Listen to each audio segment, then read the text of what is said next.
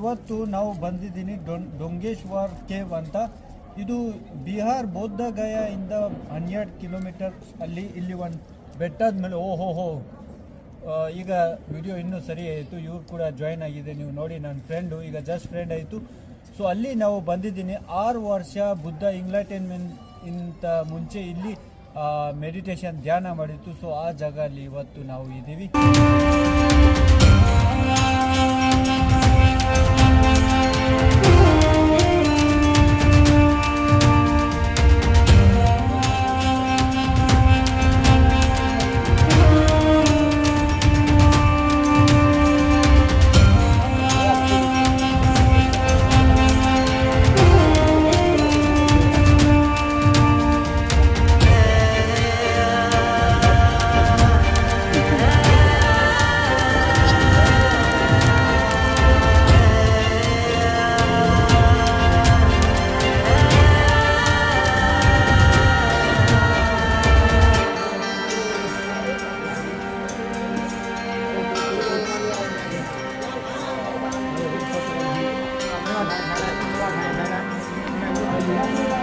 đây là